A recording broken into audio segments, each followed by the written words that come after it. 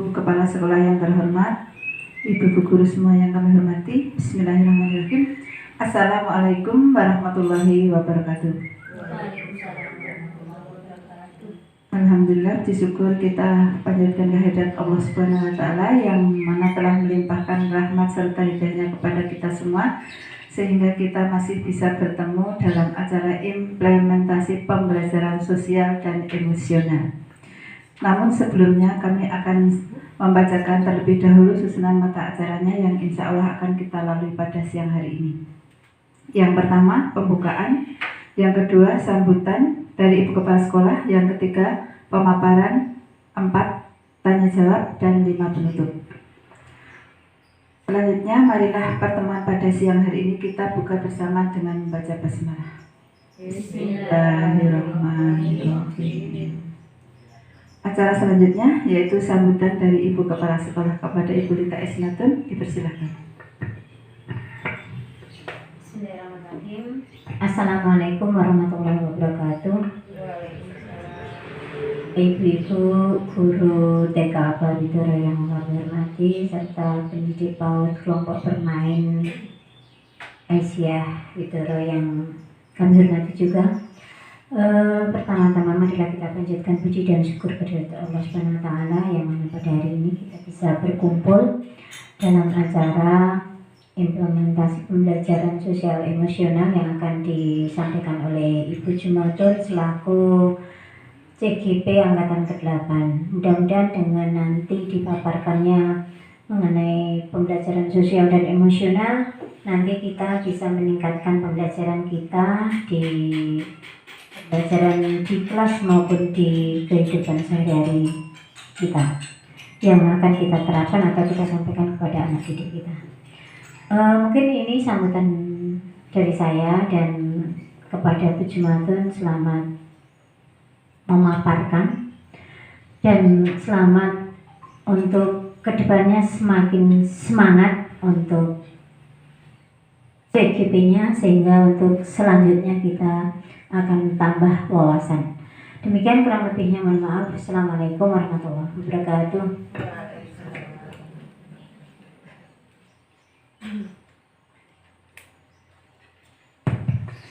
Diucapkan terima kasih kepada Ibu Lita Esnatun yang telah memberikan sambutannya. Acara selanjutnya yaitu pemaparan akan disampaikan oleh Ibu Jumatun. Kepada Ibu Jumatun, dipersilahkan.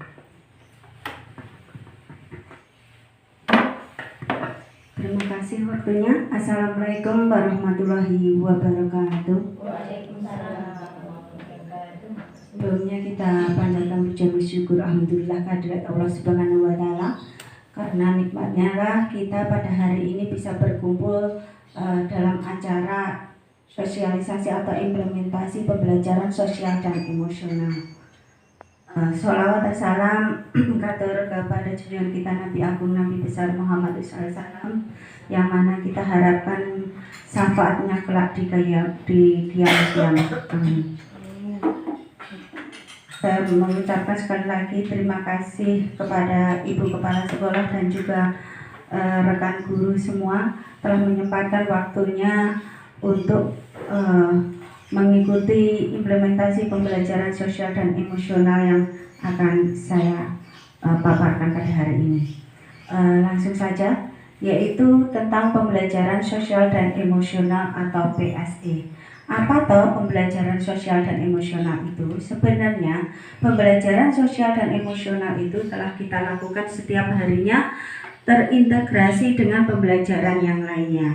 Soalnya indikator ataupun KD dalam jenjang PAUD atau TK itu sudah ada KD-nya sendiri-sendiri untuk pembelajaran sosial dan emosional. Sebenarnya pembelajaran sosial dan emosional ini sudah kita lakukan sejak dulu. Tetapi kita memperdalam lagi, yaitu tentang pembelajaran sosial dan emosional. Apakah itu pembelajaran sosial dan emosional?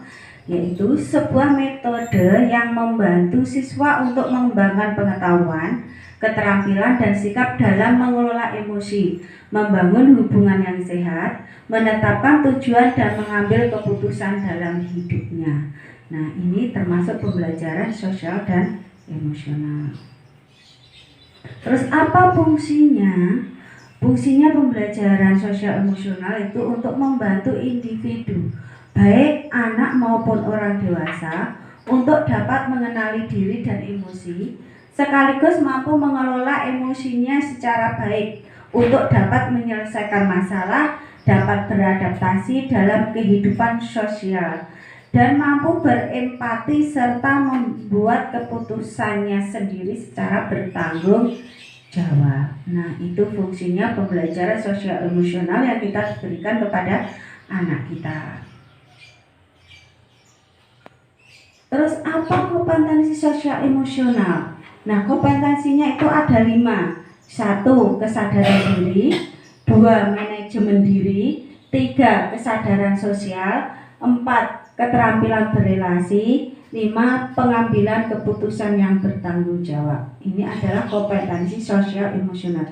Sebenarnya kita itu sudah mempelajari semua, tetapi kita belum tahu fungsinya itu apa. Oh, kalau anak seperti ini masuk ke mana? Ke kesadaran diri atau ke manajemen diri atau kepada kesadaran sosial. Sebenarnya pembelajaran yang kita lakukan setiap harinya ini sudah termasuk di dalam kompetensi sosial emosional. Ternyata sudah masuk ke 5 KSE tersebut. Tetapi kita saya baru tahu pas mempelajari modul ini, ternyata pembelajaran sosial emosional itu terdapat atau ada 5 KSP, kompetensi sosial emosional, sesuai dengan fungsinya masing-masing. Nah, kita ulas secara satu persatu, yaitu kesadaran KSE tentang kesadaran diri, yaitu anak mampu memahami dan menghayati emosinya secara baik. Nah, itu termasuk kesadaran diri pada anak untuk mampu memahami dan menghayati emosinya. Ini termasuk emosi yang positif. Terus manajemen diri, yaitu anak mampu menetapkan dan mencapai tujuan positif dalam mengelola emosinya. Ini manajemen diri. Kesadaran sosial, yaitu anak dapat merasakan dan menunjukkan empati pada teman atau orang lain. Sedangkan keterampilan berrelasi, yaitu anak dapat membangun dan mempertahankan hubungan yang positif. Pengambilan keputusan yang bertanggung jawab, yaitu anak dapat mengungkapkan ide, gagasan tentang pilihannya atau keputusannya. Contoh dalam pembelajaran tentang kesadaran diri. Kesadaran diri, misalkan anak mampu memilih kegiatannya sendiri. Nah, tanpa harus disuruh ataupun tanpa harus berebut dengan temannya, mampu memilih kegiatannya sendiri. Terus manajemen diri, contohnya anak bisa mengendalikan emosinya. Misalkan di saat bermain, anak bisa menunggu giliran waktunya dia bermain dengan temannya tanpa harus menyerobot giliran atau menyerobot mainan temannya. Terus kesadaran sosial. Nah, kesadaran sosial ini anak mampu untuk berbagi dalam kegiatan main tersebut, baik berbagi mainan maupun berbagi alat bermainnya. Dan keterampilan berrelasi, ini anak ini belajar untuk kerja kelompok, dengan baik dengan teman-teman sekelompoknya. Terus kalau pengambilan keputusan yang bertanggung jawab, ini contohnya yaitu kita menggali ide, gagasan atau pendapat anak, mengapa anak memilih kegiatan yang ia lakukan. Contohnya, Mas, kenapa kamu memilih kegiatan ini? Nah, dengan alasan anak tersebut itu sudah menunjukkan tentang KSE, pengambilan keputusan yang bertanggung jawab. Soalnya anak mampu mengkomunikasikan gagasannya, idenya tentang ia memilih suatu kegiatan yang ia senangi. Nah, langkah-langkah yang dilakukan memperkuat pembelajaran sosial emosional bagi pendidik, yaitu sebagai guru, yaitu menjadi teladan yang baik. 2. Berkolaborasi. Berkolaborasi ini guru berkolaborasi dengan rekan guru, wali murid, dan juga seluruh warga sekolah belajar. Nah, kita belajar bersama-sama untuk mengembangkan pembelajaran sosial emosional baik gurunya maupun muridnya. Terus fungsi KSE, fungsinya itu apa? Kita harus tahu kompetensi sosial emosional itu, yaitu membentuk murid berkarakter disiplin, jujur, peduli, responsif, mendorong anak untuk memiliki rasa ingin tahu tentang ilmu pengetahuan sosial dan budaya. Terus, kegiatan pembelajaran sosial emosional ini berintegrasi dengan kegiatan pembelajaran lain yang setiap harinya kita lakukan. Nah, terima kasih. Itu tadi sedikit pemaparan saya tentang pembelajaran sosial dan emosional. Mungkin langsung saja ya, mungkin ada yang perlu ditanyakan dari penjelasan atau pemaparan saya ini. Saya persilakan. Sebelumnya, Assalamualaikum warahmatullahi wabarakatuh. Ini saya akan menanyakan di kompetensi sosial emosional atau KSE yang tadi dipaparkan ada 5 item atau 5 macam. Itu apakah semua kompetensi sosial emosional itu harus dimunculkan untuk anak-anak? Begitu. Terima kasih. Terima kasih, kita beri aplaus dulu. Kompetensi sosial emosional KSE ini tidak harus dimunculkan 5-5-nya Ibu. Boleh Ibu mau memunculkan 2, misalkan kesadaran diri atau manajemen diri, atau mau memunculkan yang kesadaran sosial atau keterampilan berelasi, boleh.